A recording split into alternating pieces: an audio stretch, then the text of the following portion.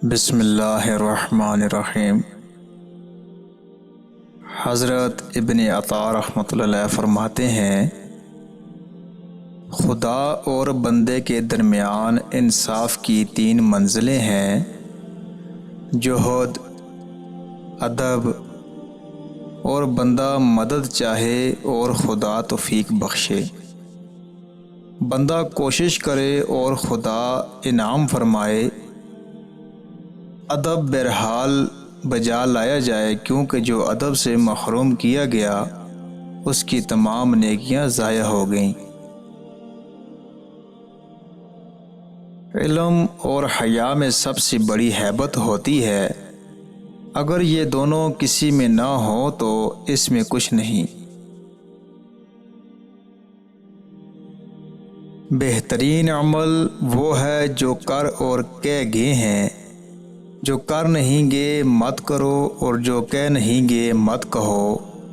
تاریخ اور سیرت سے استفادہ لازم ہے، ان کے بغیر از سر نو تجربہ تضییع اوقات ہے۔ دینی امور جن میں اخلاق داخل ہیں خود اسلام میں مکمل ہو چکے ہیں اور نئے پیدا کرنے کی حاجت ہی نہیں۔ جس کی توبہ عمل کے مطابق ہو وہ توبہ قبول ہے۔ اگر کوئی 20 سال نفاق کی عادت میں روش جاری رکھے اور اس مدت میں ایک قدم کسی اور کے نفع کے لیے اٹھائے، اس سے بہتر اور بزرگ تر کے 60 سال اخلاص سے عبادت کرے اور اس سے صرف اپنی ہی نجات چاہے۔ باطن نظرگاہ حق ہے اور ظاہر پر خلق کی نگاہ پڑتی ہے۔ خدا کی نظرگاہ کافی ہے اور زیادہ پاک و صاف ہو، یہ بنسبت اس کے جسے صرف لوگ دیکھتے ہیں۔ ایسے مرد کو جسے بعید معلوم ہو علم کے میدان میں ڈھونڈو، اگر وہاں نہ پاؤ تو حکمت کے میدان میں، اور اگر وہاں بھی نہ پاؤ تو میدان توحید میں۔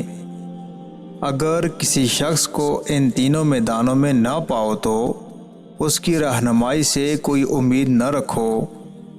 ایک شخص عالم ہو کر، دوسرا عقل کے ذریعے سے، تیسرا صرف خدا پر توکل کر کے اس کی رضا کو پہچانتا ہے، اگرچہ اس میں علم و عقل کی استعداد نہ ہو۔